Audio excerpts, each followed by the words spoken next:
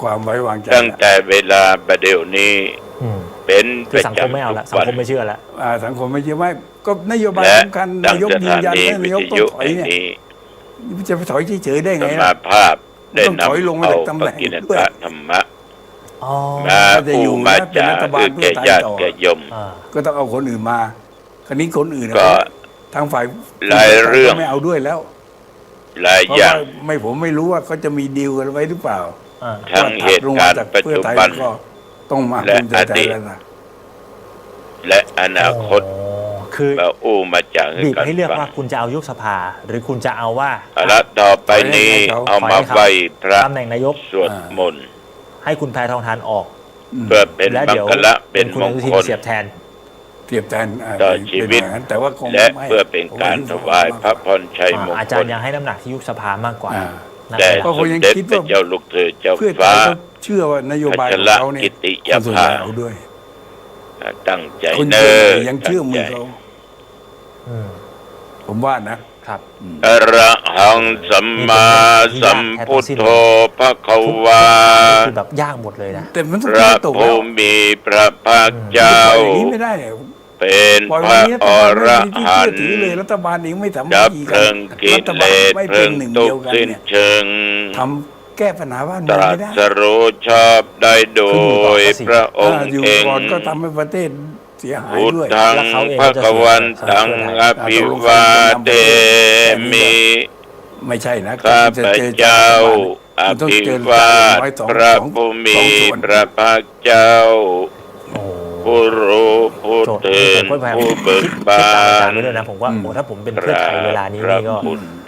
คิดหนักเหมือนกันสวากขาโตภควตาธัมโมทุกทางแต่ต้องเสี่ยงไงพระธรรมเป็นธรรมที่พระภูมิพระภาคเจ้าต้องยืนยันแล้วลุยตรัสไว้ดีแล้วภาคเราก็น่าจะได้ธรรมังนัมมัสสามิปรับภูมิใจข้าพเจ้าขับออกจากรัฐบาลเลยเนี่ยก็ในเมื่อเขาขับออกเลยในเมื่อเขาท้าเนี่ยขับออกเลยแต่ขับเสียงก็ไม่เสียงไม่พอแล้วสุปฏิปันโนภควโตสาวกสังโฆใช่พระสงฆ์สาวกของพระผู้มีพระภาคเจ้าเพราะภูมิใจไทยลำบากพรรคเดียวในการร่วมดีแล้วได้ลำบากภูมิใจไทยเดียวมามีไม่นับงูเห่าอีกข้าพเจ้าไปจากนอบน้อมพระสงฆ์หายไปเยอะก็สะเทือนอยู่ประมาณหนึ่งไม่สามารถเตือนอยู่ปานอยู่ไม่ได้แล้วนะโมตัสสะภะคะวะโตขอนอบน้อมแด่พระผู้มีพระภาคเจ้าพระองค์นั้นอรหัตโตซึ่งเป็นผู้ไกลจากกิเลสสัมมาสัมพุทธัสสะตรัสรู้ชอบได้โดยพระองค์เองเหลือทางเดียวพุทธังสรณังคัจฉามิธัมมังสรณังคัจฉามิสังฆังสรณังคัจฉามิตุติยัมปิพุทธังสรณังคัจฉามิตุติยัมปิธัมมังสรณังคัจฉามิตุติยัมปิสังฆังสรณังคัจฉามิตติยัมปิพุทธังสรณังคัจฉามิตติยัมปิธัมมังสรณังคัจฉามิตติยัมปิสังฆังสรณังคัจฉามิเอนเตอร์เทนเมนต์อะไรพวกนี้งั้นอิติปิโสภะคะวะอะระหังสัมมาสัมพุทโธวิชาจารณะสัมปันโนสุขโตโลกวิทูออกหมัดไม่ได้เยอะอนุตตรปริสัทธรรมสารติเป็นรัฐบาลได้จริงๆเทวมนุษย์สานังพุทโธภควติ ไม่เหมือนเดิม ยันตุนิมิตตังอวมังคลัญญา แกตามไม่ทันหรืออ่านไม่ โย ออก จามนาโปสกุณสัสสะโท มาถึงตอนนี้มัน ปาปะคะโหโตโสปินังกักันตัง แล้วค พุ ราว ท นี้ ธานุภาเวนะวินาสเมนตุ เต้นฟุตเวิร์กเรื่ สวาคาโตปะกวตาธัมโม ซุ่มเนี่ย สันเดติโกอากาลิโกเอหิปัสสิโกโอปนายิโก ใช่ ปัจจตังเวทิตาโพวินยูหิ ก็คิดว่า ติ เขาคิดว่าภูมิใจไทยไม่น่าจะผ่าน ยันตุนิมิตตังอวมังคลัญญา อ่า โยจามนาโปสกุณสัสสะ แล้ว โท ก็ภูมิใจไทยก็หมายความว่า ปาปะคะโหโตโสปินังกักันตัง อืม ธรรมานุภาเวนะวินาสเมนตุ มันคุม สุ ข้างมาก ป กว่า ฏิ ไปแล้ว ปันโนปะกวะโตสาวกสังโฆอุชุปฏิปันโนปะกวะโตสาวกสังโฆ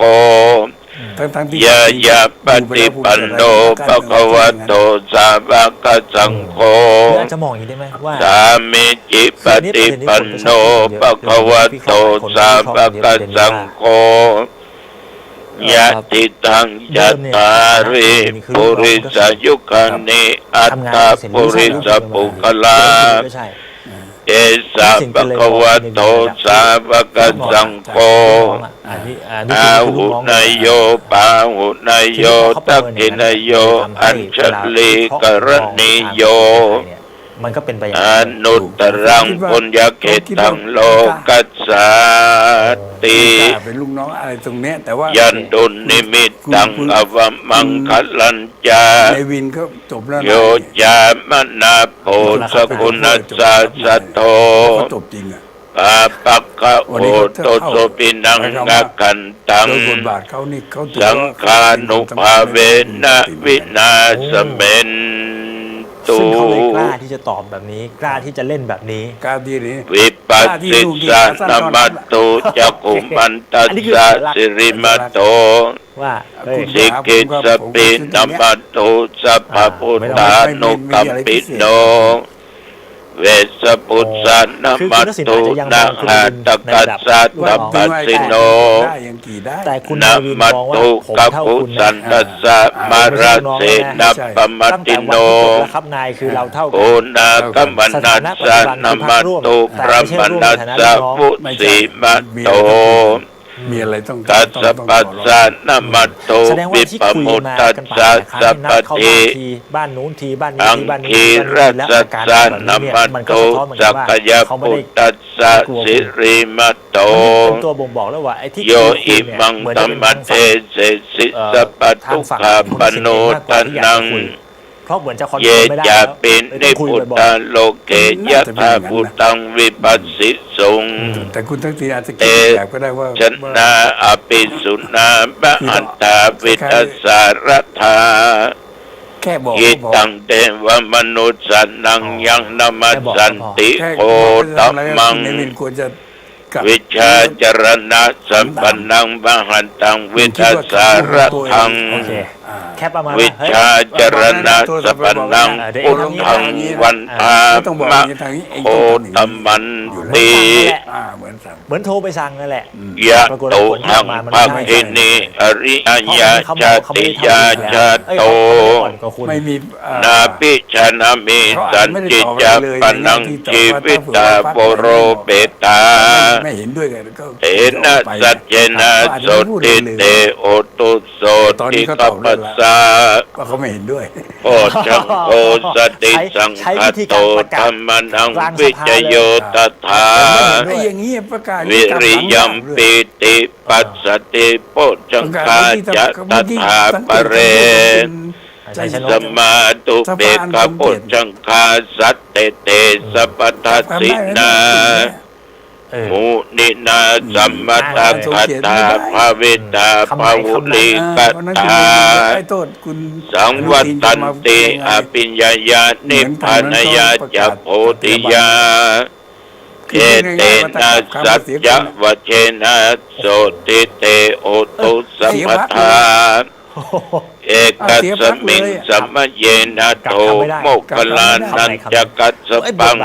บทบาทของ คิ คุณ ลันเนตุกิเตติสวาโพชังเกสัตตะเทสเย เราเห็นคุณชัยชนก เตจัตตังอภินันติตวาโรคามุจินสุตังคเนเอเตนะสัจจวเชนะโสติเตโหตุสัพพทาเอกทาธรรมราชาปิเทลันเยนะปิปิริโต กับนายกหวานเจี๊ยบ จุนตเทเรนะตันเยวะพนาเปตวานะสาธรัง ต้องดูคุณชัยชนก สัมโมติตวาจะอัปทาตัมมาบุทธาสิทานะโสเอเตนะสัจจวเชนะโสติเตโหตุสัพพทา คืออย่างสมมุติถ้าเกิด ปะ ผมจะ หิ พูดใน นา ฐานะ เตจะอัปทาตินนันปิมะเยสินัง เพื่อให้ฝ่าย มคา เป็น หัต ฝ่ายรับ ตะ ผิดชอบ กิเลสาวะปัตตานุปติธรรม หัวหน้า ตัง พรรคก็ยืนยันอยู่ เอเตนะสัจจวเชนะโสติเตโหตุสัพพทา เพื่อไทยน่า ภ จะ วะ ทางเลือก ตุ ไม่มี สัพ เหลือ พ แต่แก้ มังคลังรักขันตุสัพพเทวตา ประมาณว่าถ้าคิดว่า สัพพะพุทธานุภาเวนะสัทธาสุธีภวันตุเต แบ่ง ภ บท วะ เล่นอย่าง ตุ นี้เลย สัพพะมังคลังรัก ถ้ามั ขั น น น่า ตุ สนใจอ สั ย่าง พ อา พ จารย์ตอน เท ที่ ว คุณ ตา พูดเสร็จอะอันนี้ถามใน สัพ ฐานะ พะ คนที่ ธร เป็น รมานุ พูด ภาเวนะสัทธาสุธีภวันตุเต ปิดไมค์และก็เดินออกแล้วลักษณะเหมื ภ อน วะ การร้องไห้ ตุสัพพะมังคลัง อาการ รัก กดดั ขั น น หรืออะไร ตุ เงี้ย สัพพ อาจารย์ เท ตี ว ความ ตา ท่าทีคุณชัยนกที่เดิน สัพพะสังฆานุภาเวนะ มันเหมือนว่า สัทธาโสติ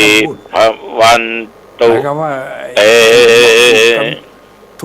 ถูกบอกว่าไม่ขัดข้องมาตลอด โดยบทพุทธานุภาพของ แต่ องค์ ถูก ส ม ม อง เด็จ ว่า พระสัมมาสัมพุทธเจ้าทุกพระองค์ ว่าเอา โดยบท ด้วย ธรรมานุภาพ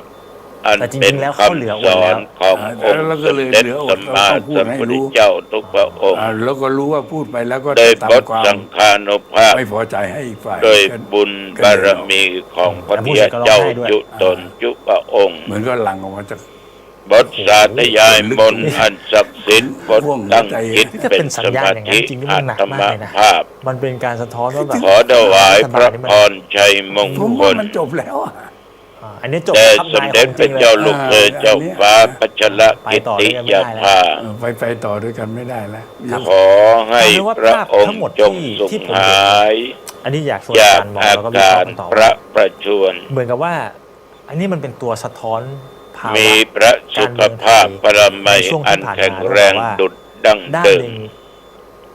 การกลับมาของคุณ ขอให้พระองค์ทรงมีพระชนมายุยิ่งยืนนาน มันต้องแลก ได้ ด้วยอะไร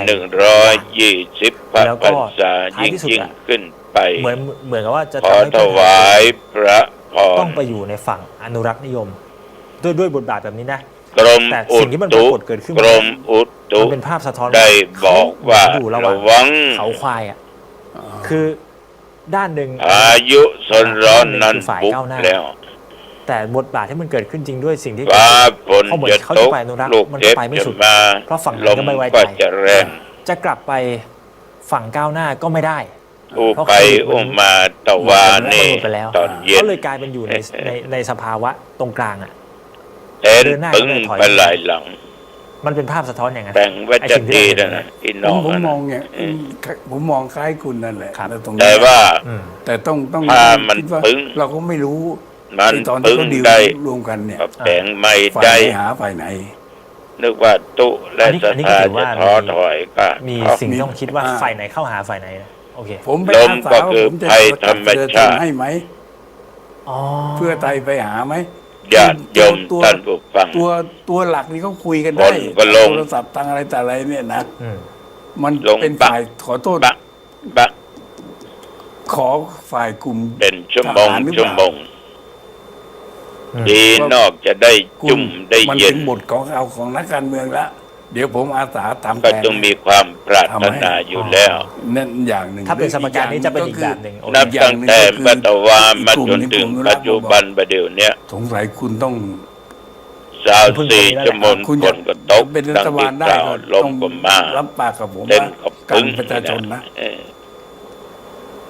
แต่ว่านั้น นัยยะของสองทางมันต่างกันนะ ฉัน ฝ่ายใด เข้าเจ้าแล้ว ฝ่ายนี้ผลที่ตามมามันจะต่างกัน ก็นั่ง อันเนี้ย ปัน เราไม่ ป รู้ อน ว่าฝ่าย เดี๋ยว ใด แก เขาเข้า ญาติ ฝ่าย แก ใด ยม แต่ถ้าภาพที่เกิดขึ้นมันก็ชวน เปิด ขึ้นเหมือนกัน ประ ว่า ธานขัน เอ๊ะ เข้า หรือ เนาะ ฝั่งนี้เขาขันอา แก่ สาไป บรรพ หาหรือเปล่า บุรุษ เดี๋ยวผม ใช่ เดี๋ยวผ ว่าม ทำ วัด ให้ ไหนวัดใดตัวเจ้าก็นั่ง แล้วพอเป็นแบบนี้ ปอน คือมันก็กลายเป็นเนี่ยสภาวะแบบนี้ ซึ่ง ของกินของว่า เดี๋ ก็ ยว เป่า สม กิ มุ น ติยุบ เป่า สภา ใจ เลือกตั้งใหม่ เป่าชัน การเมืองมันก็จะมันก็จะคัด ควาย ตัว มาก็เลยออกไปอ จะ ยู่ มีบา ที่ ง น พรร อ ค ก หายไปเลย ดูศรัทธา อะไรอย่างเงี้ย ทำการ สมมุตินะ ทำงาน ครับ ที่คาดหมายไว้ งานหลายอย่าง ทาง กำลังเข้าที่เข้า เนี่ยอาจา ทาร ง ย์มองว่า ไม่ หมดแล้ว คนเพราะว่า หลาย ถ้า อย่าง เกิดภูมิใจไทย ฟ้าฝนก็ กลายเป็ จั น ด ขวัญใจ การ ของอนุรักษ์แทนขึ้นมาแทน แทนทาง รวม ฝั่ง ไทยสร้าง ดั ชาน ติ เป็นที่ ได้ ขัง ต ต ร รง ง นี้นะ ที่ศึกษาปฏิบัติธรรมศีลธรรม อย่างน้อยนะครับ ประชาธิปัตย์ก็ ฉัน จะ เป็นแล้วก็ มันจะเรียก มี หน้า ญาติ หนัก มีโยมหลายที่หลาย เบาๆ ทาง หนั ไป กมาก สะเก้าดับหัว พอไปปฏิบัติตอนหลังนี่ ปีใหม่เมืองเหนื มอง อ ไม่เห็นว่าไปตรงไหนไปเป็นถิ่นของปฏิบัติแล้ว ก็อยู่จนพ่อค่ อ่า ำครับมาวัด มีลุงชวนอยู่นะ ก็มาเจอฝน อาจจะ เจอลม ลดเหลือ3นะ ถึงเวลาก็ส่ง นี่จะเป็น น้ำ ตั พั ว กผ่อน คัดกรองไป จนถึงปัจจุบันประเดี๋ยวนี้ โหนี่มันจะกลายเป็นว่าสภาวะการเมืองไทยมันจะเหมือน แต่ว่าเป็นวันสังขารล่อง คือ วันนี้เป็นวันตกวันแต่งวันดาวันที่เราจะเตรียมพร้อม เพราะฉะนั้นในประเทศที่มันใน ฐานะที่เป็น ใน ชาวพุทธ ภาวะการเมืองที่มันไม่ไปในทิศทาง อ๋อ ใด หนึ่งการอย่าง มัน การ ก็ เริ่ม เปลี่ยนพอสมควร แต่ว่าก็เริ่มมาตาน แต่มันก็จะดีขึ้นเรื่อย มี มันอาจ เจ้า จะ หนึ่ง เลือกตั้งทีหน่อย ตัวลุง เลือกมา อัน ก็อาจ นี้ จะยังไม่ลง ฝี ตัว มือผม ยั เน ง อะ ยังเกาะกันไม่ได้อีก ไอ้หยัง สักปี2 ปีก็เอาอีก อ๋อหนึ่งนี่นะ อ๋อเอาไว้ถึงที่ อ๋อ สุด หนึ่งปี จน เนี่ย จ ตั น ว จ ลุ น ง จ เน น อะ จนคนเลือกเป็น ท จนคนรู้ อ่า จนคนเข้าใจ ว่า ำ เลื ก็ อกยัง จะ ไง แกง ให้รัฐ ปี บาลมี จะ เสถี แค ยร บ ภา ห พ มูเนาะเหมาะลง แล้วช่วงเว เอา ลา พัก แบบ ละ นี้เนี่ย ขยเยอะเห็นน้อ มั ย นจะเป็นโอกาสที่ดีของสีส้มหรือเปล่า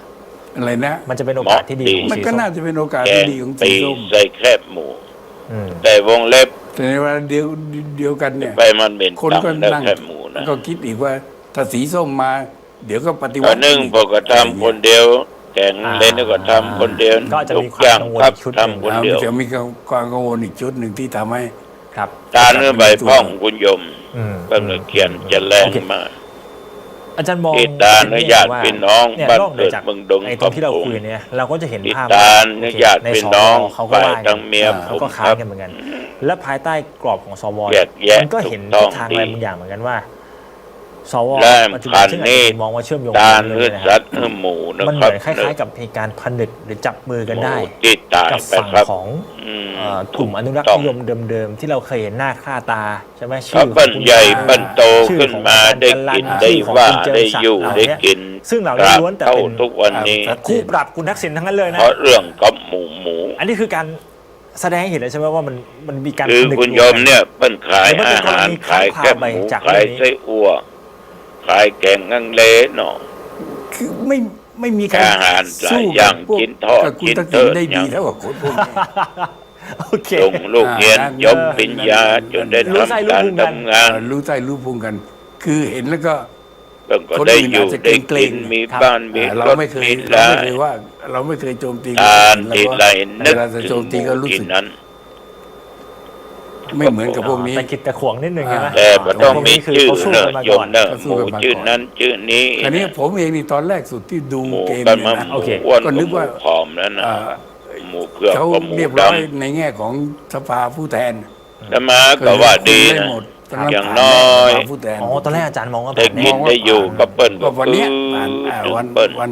เพราะสรรพสัตว์ทั้งหลายย่อมมี ต้อง จิต ผ่าน มี แน่ วิญญาณเป็น แต่มัน ของ จะไป ตั ติด ว ที่นู่น สว